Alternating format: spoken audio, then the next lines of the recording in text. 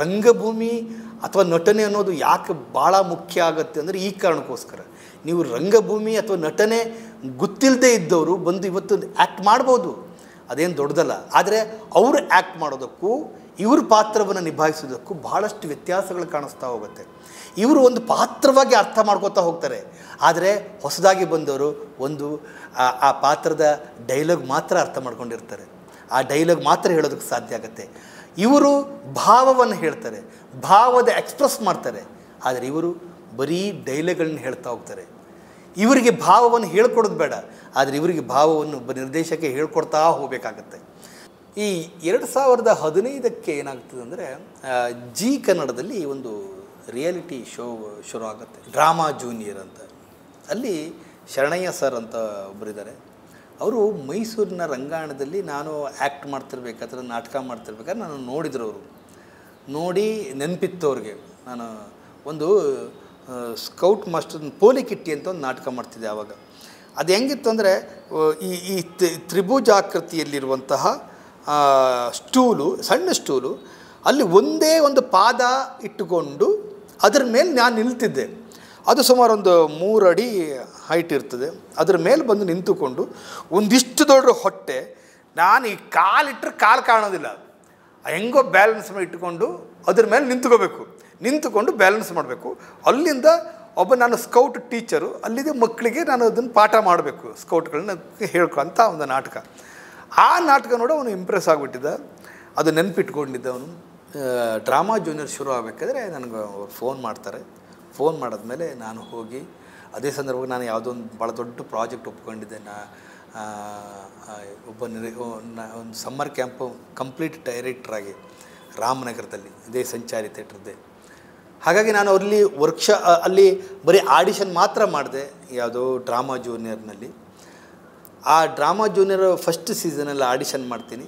ಅದಾದಮೇಲೆ ಕಂಪ್ಲೀಟ್ ಅವರೊಂದು 3-4 ತಿಂಗಳ ಡ್ರಾಮಾ ಜೂನಿಯರ್ ಹೋಗುತ್ತೆ. ಅಲ್ಲಿ ನಾನು ಮೆಂಟ್ರಾಗಿ ಹೋಗಿ ಇರೋದಿಲ್ಲ. ಅದಾದಮೇಲೆ ಕಾಮಿಡಿ ಕಿಲಾಡಿ.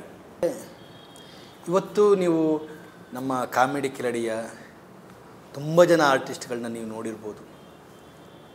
ಇವರೆಲ್ಲರೂ ಇವತ್ತು ನೀವು ನೋಡಿರ್ಬೋದು, ಇವತ್ತು ಹೀರೋ ಆಗಿರೋದು ನೋಡಿರ್ಬೋದು, ಅಥವಾ ಸಿನಿಮಾಗಳಲ್ಲಿ ಬೇರೆ ಬೇರೆ ಪಾತ್ರಗಳಲ್ಲಿ ನೋಡಿರ್ಬೋದು, ದೊಡ್ಡ ದೊಡ್ಡ ಸಿನಿಮಾಗಳಲ್ಲಿ ನೋಡಿರ್ಬೋದು. ಆದರೆ ಇವರೆಲ್ಲರೂ ಫ್ರಮ್ ದಿ ಬಿಗಿನಿಂಗ್ ಕಾಮಿಡಿ ಕಿಲಾಡಿಗೆ ಬರಬೇಕಿದ್ರೆ ಅವರು ಜೀರೋ. ಈ ಕಾಮಿಡಿ ಕಿಲಾಡಿ ಅಥವಾ ಡ್ರಾಮಾ ಜೂನಿಯರು ಯಾಕೆ ಇವತ್ತಿಗೂ ನೀವು ಜಿನ ಕೇಳಿದ್ರೆ ಕಾಮಿಡಿ ಕಿಲಾಡಿ ಅನ್ನೋ ದೊಡ್ಡ ಒಂದು ಕಲಿಕೆಯ ಒಂದು ದೊಡ್ಡ ಯೂನಿವರ್ಸಿಟಿ ಅಂತಾರೆ. ಯಾಕೆಂದರೆ ಇಲ್ಲಿ ಭಾಳ ಮುಖ್ಯವಾಗಿ ನಾವು ಅಭಿನಯಕ್ಕೆ ಸಂಬಂಧಪಟ್ಟು ಕಲಿಸ್ತಾ ಹೋಗ್ತೀವಿ. ಎಷ್ಟು 6 ತಿಂಗಳ ವರ್ಷಾನುಗಟ್ಟಲೆ ಬೇರೆ ಬೇರೆ ಶೋ ಆದಾಗ ಅವ್ರು ರಿಪೀಟ್ ಆದಾಗ ಅಥವಾ ಚಾಂಪಿಯನ್ಶಿಪ್ ಆದಾಗ ಮತ್ತೆ ಅವ್ರು ಬರ್ತಾರೆ, ಮತ್ತೆ ಕಲಿಕೆ ಶುರು ಆಗ್ತಾ ಹೋಗುತ್ತೆ. ಇಲ್ಲಿ ಒಬ್ಬೊಬ್ಬರು ಸುಮಾರು 100 ಪಾತ್ರಗಳನ್ನು ಮಾಡ್ತಾ ಹೋಗ್ತಾರೆ. ಒಂದೊಂದು ಸ್ಕಿಟ್ಟಲ್ಲಿ ಒಬ್ಬೊಬ್ಬ 3-4 ಪಾತ್ರಗಳನ್ನ ಮಾಡ್ತಾರೆ. ಈ ಪಾತ್ರಗಳ ವ್ಯತ್ಯಾಸಗಳು ಕಾಣಿಸ್ಬೇಕಲ್ಲ, ಇಲ್ಲಿ ಮತ್ತೆ ಕಲಿಕೆ ಶುರು ಆಗ್ತಾ ಹೋಗುತ್ತೆ.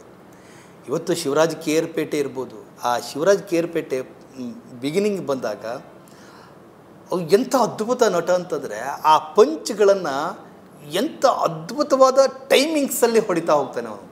ಎಲ್ಲರ ಹಾಗೆ ದೊಡ್ಡ ಅಂತ ಈ ಥರದ ಶಾಕ್ಗಳನ್ನ ಕೊಡಲ್ಲ. ಆ ಮಾತಿನ ರಿಯಾಕ್ಷನಲ್ಲಿ ಅಥವಾ ಅವನ ಸನ್ನೆಯ ರಿಯಾಕ್ಷನ್ನಲ್ಲಿ ಈ ಥರದಲ್ಲಿ ಎಷ್ಟು ಮಟ್ಟಿಗೆ ಕೆಲಸ ಮಾಡ್ತಾ ಹೋಗ್ತಾನೆ ಅವನು. ಹಾಗಾಗಿ ಇವತ್ತು ಅವನ ಆ ಮುಗ್ಧತೆ, ಆ ಸಂಸ್ಕಾರ, ಅವನ ಕಲಿಕೆ ಇದೆಲ್ಲ 1 ದಿನ 2 ದಿನದಲ್ಲಿ ಆಗುವಂಥದ್ದು ಅಲ್ವೇ ಅಲ್ಲ. ಅದು ಅವನು ಬಿಗಿನಿಂಗ್ ಬಂದಾಗ ಅಲ್ಲಿ ಆಗ ಅವನು ನಾಟಕ ಮಾಡ್ಕೊಂಡೇ ಬಂದಿದ್ದ ಶಿವರಾಜ್ ಕೇರ್ಪೇಟೆ. ಆಮೇಲೆ ಅವನು ಎಷ್ಟೋ 100 ಸ್ಕ್ರಿಪ್ಟ್ಗಳನ್ನ ಆ ಸ್ಕ್ರಿಪ್ಟ್ಗಳಲ್ಲಿ ಆ್ಯಕ್ಟ್ ಮಾಡ್ತಾನೆ, 100 ಪಾತ್ರಗಳನ್ನ ಮಾಡ್ತಾನೆ, ವೆರೈಟಿ ಪಾತ್ರಗಳನ್ನ ಮಾಡ್ತಾನೆ. ಹಾಗಾದರೆ ಇವೆಲ್ಲವೂ ಕೂಡ ಆ ಪ್ರೋಸೆಸ್ಸಲ್ಲಿ ಕಲಿಕೆಯ ಪ್ರೋಸೆಸ್ಸೇ ಅದು. ಅಂದ್ರೆ ಅಷ್ಟರ ಮಟ್ಟಿಗೆ ಅಭ್ಯಾಸ ಮಾಡ್ತಾ ಹೋಗಿದ್ದಾನೆ ಪಾತ್ರಗಳನ್ನು, ಕ್ಯಾರೆಕ್ಟರ್ಗಳನ್ನು. ಹಾಗಾಗಿ ಅವನು ಈ ಮಟ್ಟಕ್ಕೆ ಬರೋದಕ್ಕೆ ಸಾಧ್ಯ ಆಗತ್ತೆ. ಯಾಕಂದರೆ ಕಲಿಕೆ ಇಲ್ಲದೆ ನಿಮ್ಗೆ ಏಕಾಏಕಿಯಾಗಿ ಬಂದು ನಾನು ಡೈಲಾಗ್ ಹೊಡಿತೀನಿ ಅಂದರೆ ಆಗೋದಿಲ್ಲ, ಅದು ಚಾನ್ಸೇ ಇರೋದಿಲ್ಲ. ಅವನು ಎಷ್ಟು ಸಂಸ್ಕಾರವಂತ ಮನುಷ್ಯ ಅಂತಂದರೆ ಅವತ್ತು ನನ್ನ ಪಾದವನ್ನು ಮುಟ್ಕೊಂಡು ನಮಸ್ಕಾರ ಮಾಡ್ತಾನೆ. ಇವತ್ತಿಗೂ ಆ 2 ಪಾದವನ್ನು ಹಿಡ್ಕೊಂಡೇ ನಮಸ್ಕಾರ ಮಾಡ್ತಾನೆ. ಯಾಕೆ ಅದು ಸಂಸ್ಕಾರ. ನಟನಿಗೆ ಬರೀ ಆ್ಯಕ್ಟಿಂಗ್ ಇದ್ದರೆ ಸಾಕಾಗಲ್ಲ, ಸಂಸ್ಕಾರವು ಇದ್ದಾಗ ಮಾತ್ರ ಆ ವ್ಯಕ್ತಿತ್ವಕ್ಕೆ ಬೆಲೆ ಬರ್ತಾ ಹೋಗುತ್ತೆ. ಹಾಗಾಗಿ ಇವನ್ ಜೀಜಿ ಆಗಲಿ, ಜೀಜಿ ಎಷ್ಟು ನಾಟಕ ಮಾಡಿದ್ದಾನೆ. ಗೋವಿಂದೇಗೌಡ ನೀವು ನೋಡಿರ್ಬೋದು. ಈಗ ಇದರಲ್ಲಿ ಅದು ದರ್ಶನ್ ಸಿನಿಮಾದಲ್ಲೂ ಮಾಡ್ತಿದ್ದಾರೆ, ಡೆವಿಲ್, KGF ಅಲ್ಲಿ ಮಾಡಿದ್ದಾರೆ. ಅಯ್ಯಪ್ಪ ಬರೋದಕ್ಕಿಂತ ಅಲ್ಲಿ ಕಾಮಿಡಿ ಕಿಲಾಡಿಗೆ ಬರೋದಕ್ಕಿಂತ ಮುಂಚೆ 100 ನಾಟಕಗಳನ್ನ ಮಾಡಿದ್ದಾನೆ, ನಿರ್ದೇಶನ ಮಾಡಿದ್ದಾನೆ. ಹಾಗಾದರೆ ಕಾಮಿಡಿ ಅನ್ನೋದು ಅಷ್ಟು ಸುಲಭವಲ್ಲ. ಈಗೇನು ಇಮ್ಮಿಡಿಯೇಟಾಗಿ ಆಗಬೇಕು, ನಟರಾಗಬೇಕು ಅನ್ನೋ ಪ್ರೋಸೆಸ್ ಅಲ್ಲ, ಭಯಂಕರ ದೊಡ್ಡ ತಪ್ಪು. ಆವಾಗ ಒಂದು ಸಣ್ಣ ಬೈಕ್ ಇತ್ತು, ನನ್ನ ಹತ್ರ ಬೈಕ್ ಇರ್ತಿರ್ಲಿಲ್ಲ. ಪಾಪ ಕತ್ರಿಗುಪ್ಪೆ ಸಿಗ್ನಲ್ ಹತ್ರ ಬಂದು ನನ್ನನ್ನು ಕರ್ಕೊಂಡು ಮತ್ತೆ ಅಭಯನಾಡು ಸ್ಟುಡಿಯೋಗೆ ಹೋಗಿ ಮತ್ತೆ ಸಂಜೆಗೆ ನನ್ನನ್ನು ಡ್ರಾಪ್ ಮಾಡ್ತಿದ್ದ. ಅದಾದಮೇಲೆ ನಾನು ಒಂದು ಆ ಸೀಸನ್ ಮುಗಿದ್ಮೇಲೆ ನಾನು ಬೈಕ್ ತಗೊಂಡೆ. ಹಾಗೆ ಅವ್ರುಗಳ ಬೆಳವಣಿಗೆ ಇದೆ. ಈಗ ಮಡೆನೂರು ಮನು ಅವನಿಗೆ ಆ್ಯಕ್ಟ್ ಮಾಡೋದೇ ಗೊತ್ತಿರಲಿಲ್ಲ ಪಾಪ. ಅವನ ಮುಖದ ಇವತ್ತಿಗೂ ಅವ್ನು ನೆನಪಿಸ್ಕೊತ, ಅವನ ಮುಖದ ಮೇಲೆ ಸ್ಕ್ರಿಪ್ಟನ್ನು ಬಿಸಾಕಿದ್ದೀನಿ, ನೀನು ಯಾವ ನಟನೋ ಅಂತ. ಹಾಗಾದರೆ ಆ ಕಲಿಕೆ ಇದೆಯಲ್ಲ, ಅವನು ಅದಾದಮೇಲೆ 100 ಸ್ಕ್ರಿಪ್ಟ್ಗಳನ್ನ ಮಾಡ್ತಾನೆ, 100 ಪಾತ್ರಗಳನ್ನ ಮಾಡ್ತಾ ಹೋಗ್ತಾನೆ. ಅಂದರೆ ಈ ಕಲಿಕೆ ಅನ್ನೋದು ನಿರಂತರವಾಗಿ ಕೆಲಸ ಮಾಡ್ತಾನೆ, ಅವನು ನಿರಂತರವಾಗಿ ಪಾತ್ರ ಮಾಡ್ತಾ ಹೋಗ್ತಾನೆ. ಅಂದ್ರೆ ಅಷ್ಟು ಈಸಿ ಆಗೋದಕ್ಕೆ ಸುಮ್ಮನೆ 1 ದಿನಕ್ಕೆ 2 ದಿನಕ್ಕೆ ಆಗುವಂಥ ಪ್ರೋಸೆಸ್ಗಳಲ್ಲ ಇವರು. ಇವತ್ತಿವರು ದೊಡ್ಡ ದೊಡ್ಡ ನಟರಾಗಿದ್ದಾರೆ, ಕಾರ್ ತಕ ಓಡಾಡ್ತಾರೆ. ಅದ್ರ ಹಿಂದಿರುವ ಶ್ರಮ ಇದೆಯಲ್ಲ, ಭಯಂಕರ ಕಷ್ಟವಾದ ಶ್ರಮ. ಇವತ್ತು ಯಾಕೆ ಅವ್ರು ನಿಂತುಕೊಂಡಿದ್ದಾರೆ ಅಂತಂದರೆ ಅವ್ರ ಕಲಿಕೆ ಪ್ರೋಸೆಸ್ ಆಗಿದೆ. ಪ್ರತಿದಿನ ನಮ್ಮ ಮೆಂಟ್ರ್ ಹತ್ರ ಹೋಗಿಸ್ಕೋತಾರೆ, ಕಲಿತಾರೆ. 1 ಶೋ ಅಲ್ಲ 2 ಶೋ, ಎಷ್ಟು ಶೋಗಳನ್ನ ಮಾಡ್ತಾರೆ. ಹಾಗಾದರೆ ಪ್ರತಿದಿನ ಇದು ಕಲಿತಾ ಹೋಗುವಂಥದ್ದು. ಹಾಗಾಗಿ ರಂಗಭೂಮಿ ಅಥವಾ ನಟನೆ ಅನ್ನೋದು ಯಾಕೆ ಭಾಳ ಮುಖ್ಯ ಆಗುತ್ತೆ ಅಂದರೆ ಈ ಕಾರಣಕ್ಕೋಸ್ಕರ. ನೀವು ರಂಗಭೂಮಿ ಅಥವಾ ನಟನೆ ಗೊತ್ತಿಲ್ಲದೆ ಇದ್ದವರು ಬಂದು ಇವತ್ತು ಆ್ಯಕ್ಟ್ ಮಾಡ್ಬೋದು, ಅದೇನು ದೊಡ್ಡದಲ್ಲ. ಆದರೆ ಅವರು ಆ್ಯಕ್ಟ್ ಮಾಡೋದಕ್ಕೂ ಇವ್ರ ಪಾತ್ರವನ್ನು ನಿಭಾಯಿಸೋದಕ್ಕೂ ಭಾಳಷ್ಟು ವ್ಯತ್ಯಾಸಗಳು ಕಾಣಿಸ್ತಾ ಹೋಗುತ್ತೆ. ಇವರು ಒಂದು ಪಾತ್ರವಾಗಿ ಅರ್ಥ ಮಾಡ್ಕೋತಾ ಹೋಗ್ತಾರೆ. ಆದರೆ ಹೊಸದಾಗಿ ಬಂದವರು ಆ ಪಾತ್ರದ ಡೈಲಾಗ್ ಮಾತ್ರ ಅರ್ಥ ಮಾಡ್ಕೊಂಡಿರ್ತಾರೆ, ಆ ಡೈಲಾಗ್ ಮಾತ್ರ ಹೇಳೋದಕ್ಕೆ ಸಾಧ್ಯ ಆಗುತ್ತೆ. ಇವರು ಭಾವವನ್ನು ಹೇಳ್ತಾರೆ, ಭಾವದ ಎಕ್ಸ್ಪ್ರೆಸ್ ಮಾಡ್ತಾರೆ. ಆದರೆ ಇವರು ಬರೀ ಡೈಲಾಗ್ಗಳನ್ನ ಹೇಳ್ತಾ ಹೋಗ್ತಾರೆ. ಇವರಿಗೆ ಭಾವವನ್ನು ಹೇಳ್ಕೊಡೋದು ಬೇಡ, ಆದರೆ ಇವರಿಗೆ ಭಾವವನ್ನು ಒಬ್ಬ ನಿರ್ದೇಶಕ ಹೇಳ್ಕೊಡ್ತಾ ಹೋಗಬೇಕಾಗತ್ತೆ. ಅಂದರೆ ಯಾವ ಮಟ್ಟಕ್ಕೆ ರಂಗಭೂಮಿ ಅಥವಾ ಕಲಿಕೆ ಅಭಿನಯ ಅನ್ನೋದನ್ನು ಯಾಕೆ ಕಲಿಬೇಕು ಅನ್ನೋದಕ್ಕೆ ಇದು ಭಾಳ ದೊಡ್ಡ ಮುಖ್ಯ ಕಾರಣ. ಯಾಕೆ ಅಭಿನಯ ಕಲಿಬೇಕು ಅಂತಂದರೆ, ನಿಮಗೆ ಒಂದು ಪಾತ್ರವನ್ನು ಅಚ್ಚುಕಟ್ಟಾಗಿ ಅಂದರೆ 100% ನಿಭಾಯಿಸೋದಿದೆಯಲ್ಲ, ಆ ಪಾತ್ರದ ಕಂಟಿನ್ಯೂಟಿ, ಆ ಪಾತ್ರದ ಆ್ಯಕ್ಷನ್ ಕಂಟಿನ್ಯೂಟಿ, ಇವೆಲ್ಲವೂ ನಿಮ್ಗೆ ಥಿಯೇಟ್ರ್ ಜೊತೆಗೆ ಕನೆಕ್ಟ್ ಇದ್ದಾಗ ಅಥವಾ ಆ ಅಭಿನಯನ ನೀವು ವರ್ಷಾನುಪೂರ್ತಿ ಕಲಿತಾಗ ಮಾತ್ರ ನಿಮಗೆ ಅವೆಲ್ಲವೂ ಆ್ಯಕ್ಷನ್ ಕಂಟಿನ್ಯೂಟಿ ಅಂದ್ರೇನು, ಭಾವದ ಕಂಟಿನ್ಯೂಟಿ ಅಂತಂದ್ರೇನು, ಭಾವನೆ ಅಂತಂದ್ರೇನು, ಇದೆಲ್ಲವೂ ಅರ್ಥ ಆಗೋದಕ್ಕೆ ಸಾಧ್ಯ ಆಗತ್ತೆ. ಹಾಗಾಗಿ ಅಭಿನಯ ಯಾಕೆ ಕಲ್ತುಕೊಂಡು ಬಂದವರು ಇವತ್ತು ರಂಗಭೂಮಿಯಲ್ಲಿ ಅಭಿನಯವನ್ನು ಕಲ್ತ್ಕೊಂಡವರು ಎಷ್ಟು ಜನ ಇವತ್ತು ಅಲ್ಲಿಂದ ಇಲ್ಲಿ ತನಕ ಯಾಕೆ ಉಳಿತಾರೆ ಅಂತಂದರೆ ಈ ಕಾರಣಕ್ಕೋಸ್ಕರ. ಇಷ್ಟೆಲ್ಲ ಶ್ರಮ ಹಾಕ್ಕೊಂಡು ಬಂದು ಇವತ್ತು ಏನೋ ಒಂದು ದೊಡ್ಡಕ್ಕೆ ನಿಂತಿದ್ದಾರೆ. ಇವತ್ತು ಮಡೆನೂರು ಹೀರೋ ಆಗಿದ್ದಾರೆ. ಯಾವುದು ಕುಲದಲ್ಲಿ ಕೀಳಿ ಯಾವುದು ಹೇಗಿದ್ರೆ ಅದು ಎಷ್ಟು ವರ್ಷದ ಶ್ರಮ, ಅದಕ್ಕೆ ಎಷ್ಟು ದೊಡ್ಡ ತಾಳ್ಮೆ ಬೇಕು, ಅವನು ಎಷ್ಟು ಶ್ರಮ ಪಟ್ಟಿದ್ದಾನೆ, ಎಷ್ಟು ಕಷ್ಟಪಟ್ಟಿದ್ದಾನೆ. ಇದ್ರ ಹಿಂದಿರುವ ಕಷ್ಟಗಳು ಅಥವಾ ತಾಳ್ಮೆಗಳು ಇದು ಯಾರೂ ರೆಕಗ್ನೈಸೇ ಮಾಡೋದಿಲ್ಲ.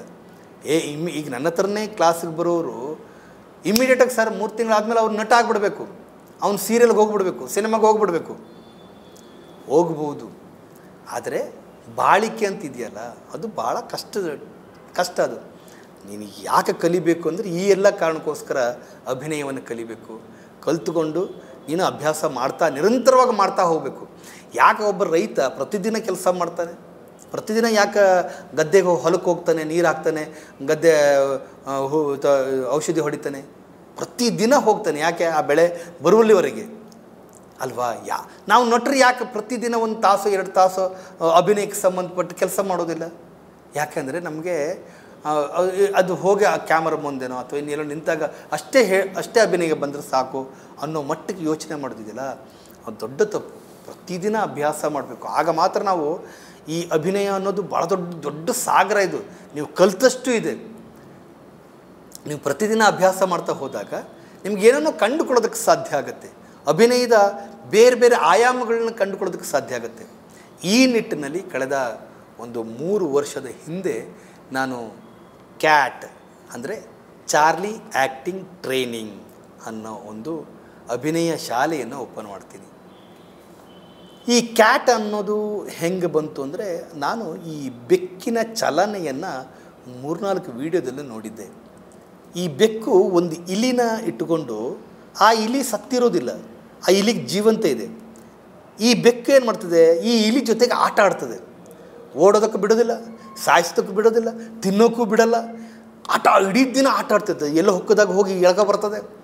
ಇನ್ನೊಂದು ಈ ವಿಡಿಯೋ, ಅವು ಎಣ್ಣೆ ಕುಡ್ಕೊಂಡಾಗ ಬೆಕ್ಕು ಭಯಂಕರ ಆ್ಯಕ್ಟಿವ್ ಮಾಡ್ತದೆ, ಏನೆಲ್ಲ ಓಡಾಡುತ್ತೆ, ಏನೆಲ್ಲ ಮಾಡ್ತದೆ.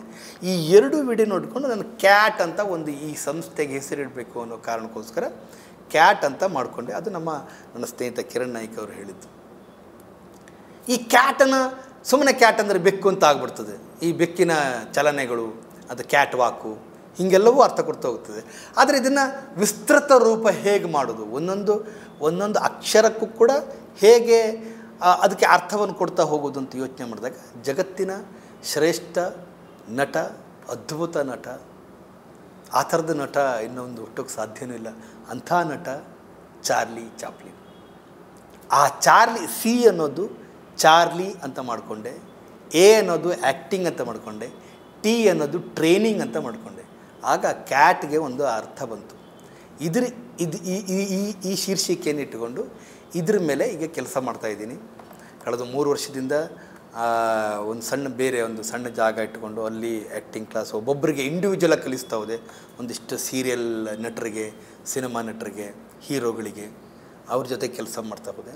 ಈಗ ಒಂದು 4-5 ತಿಂಗಳ ಹಿಂದೆ ಚಾರ್ಲಿನ ದೊಡ್ಡ ಮಟ್ಟಕ್ಕೆ ಏನಾದರೂ ಮಾಡೋಣ, ನನ್ನ ಕಳೆದ 25 ವರ್ಷದ ಅಭಿನಯ ಕೌಶಲ್ಯಗಳನ್ನು ಅಥವಾ ಅಭಿನಯ ಆ್ಯಕ್ಟಿಂಗ್ ಟೆಕ್ನಿಕ್ಸ್ಗಳನ್ನು, ನಾನು ಕಲ್ತಿರುವಂಥ ನನ್ನ ಅನುಭವಕ್ಕೆ ಬಂದ ಅಭಿನಯ, ಇದನ್ನು ಒಂದಿಷ್ಟು ಜನರಿಗೆ ಸಮ್ಮರ್ ಕ್ಯಾಂಪದ ಮುಖಾಂತರ ಅಥವಾ ಅಭಿನಯ ವೀಕೆಂಡ್ ಕ್ಲಾಸ್ಗಳ ಮುಖಾಂತರ, ಫುಲ್ ಡೇ ಕ್ಲಾಸ್ ಮುಖಾಂತರ, ಈವ್ನಿಂಗ್ ಕ್ಲಾಸ್ಗಳ ಮುಖಾಂತರ ನನ್ನ ಬದುಕನ್ನು ಕಟ್ಟಿಕೊಳ್ಳೋದಕ್ಕೋಸ್ಕರ ನಾನು ಬದುಕಬೇಕು ಅಥವಾ ಒಂದು ಇಂಡಿಪೆಂಡೆಂಟಾಗಿ ನಾನೇನೋ ಮಾಡಬೇಕು ಅನ್ನೋ ಕಾರಣಕ್ಕೋಸ್ಕರ ಇದೊಂದು ಚಾರ್ಲಿ ಆ್ಯಕ್ಟಿಂಗ್ ಟ್ರೈನಿಂಗ್ ಅಂತ ಮಾಡಿಕೊಂಡೆ. ಕಳೆದ 4 ವರ್ಷದಿಂದ ನಡೀತಾ ಇದೆ ಇದು. 4 ತಿಂಗಳಿಂದ ನಡೀತಾ ಇದೆ. ಇದಕ್ಕೆ weekend class, evening class, full day class, ಮಕ್ಕಳ ಕ್ಲಾಸು ಹೀಗೆ ನಡೀತಾ ಇದೆ. ಇದೇ ಏಪ್ರಿಲ್ 2ನೇ ತಾರೀಕಿಂದ ಮೇ ತನಕ ಸಮ್ಮರ್ ಕ್ಯಾಂಪ್ ಅಂತ ಬರ್ತಾಯಿದೆ. ಮಕ್ಕಳಿಗೋಸ್ಕರ ಒಂದು 2 ತಿಂಗಳ ಸಮ್ಮರ್ ಕ್ಯಾಂಪ್ ಮಾಡ್ತಿದ್ದೀವಿ. ಇದ್ರ ಜೊತೆಗೇ ನಾನೊಂದು ವೃತ್ತಿರಂಗ ಅಂತ ಒಂದು ಟ್ರಸ್ಟನ್ನು ಮಾಡಿಕೊಂಡೆ. ಈ ವೃತ್ತಿರಂಗ ಯಾಕೆ ಮಾಡಿಕೊಂಡೆ ಅಂತಂದರೆ, ನಾನು ಬೇರೆಯವರ ತಂಡಕ್ಕೆ ಹೋಗಿ ನಾಟಕ ಮಾಡ್ತಿದ್ದೆ. ಸುಮಾರು ಕರ್ನಾಟಕ, ಇಲ್ಲಿ ಬೆಂಗಳೂರಿನಲ್ಲಿರುವಂತಹ ಸುಮಾರು ಬೇರೆ ತಂಡಗಳಲ್ಲಿ ಹೋಗಿ ನಾಟಕ ಮಾಡ್ತೀನಿ, ಮೇಕಪ್ ಮಾಡಿದ್ದೆ. ಹಾಗಾಗಿ ನಾನೇ ಯಾಕೆ ಒಂದು ತಂಡ ಕಟ್ಟಬಾರ್ದು, ಒಂದು ಟ್ರಸ್ಟನ್ನು ಮಾಡ್ಕೋಬಾರ್ದು, ಅದರಲ್ಲಿ ನಾನೇ ಒಬ್ಬ ನಿರ್ದೇಶಕನಾಗಿ ನಾನೇ ಒಂದು ನಾಟಕ ಮಾಡಿಸಿ ಬೇರೆ ಕಡೆಗೆ ಶೋ ಯಾಕೆ ಕೊಡಬಾರ್ದು ಅನ್ನೋ ಕಾರಣಕ್ಕೋಸ್ಕರ ಹುಟ್ಕೊಂಡಿದ್ದೆ ವೃತ್ತಿರಂಗ ಟ್ರಸ್ಟು. ಆ ವೃತ್ತಿರಂಗದಲ್ಲಿ ಅಂದರೆ ನಾನು ನಾಟಕ ಮಾಡಿಸ್ತೀನಿ, ಬೇರೆಯವರು ಕೂಡ ಬಂದು ನಾಟಕ ಮಾಡಿಸ್ತಾರೆ, ಅಥವಾ ಬೇರೆಯವರು ನನಗೆ ನಾಟಕ ಮಾಡೋದಕ್ಕೆ ಹೇಳಿ ನಮ್ಮ ಹುಡುಗರೆ ಅಥವಾ ನನ್ನ ವೃತ್ತಿರಂಗ ಟ್ರಸ್ಟಲ್ಲಿರುವಂಥ ಹುಡುಗರೆ ಬೇರೆ ಕಡೆಗೆ ಹೋಗಿ ಶೋ ಮಾಡ್ತಾರೆ. ಸುಮಾರಷ್ಟು ಆಗಿದ್ದಾವೆ.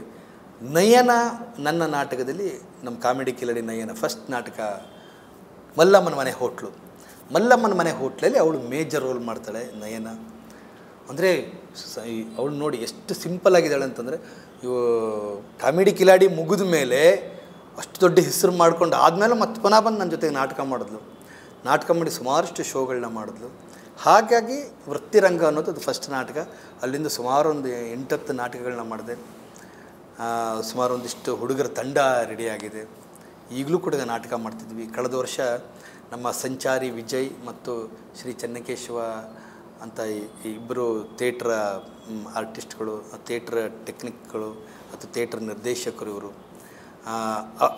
ಅವ್ರ ಹೆಸರಲ್ಲಿ ಒಂದು ನಾಟಕೋತ್ಸವ ಮಾಡಿದೆ. ಈ ವರ್ಷನೂ ಮತ್ತೆ ಅದೇ ನಾಟಕೋತ್ಸವ ಇದೆ. ಹೀಗಾಗಿ ಇಷ್ಟು ಕಳೆದ 25 ವರ್ಷದಿಂದ ನನ್ನ ಬದುಕಿನ ಜರ್ನಿಗಳು ಹೀಗೆ ಬೆಳೀತಾ ಹೋಯಿತು.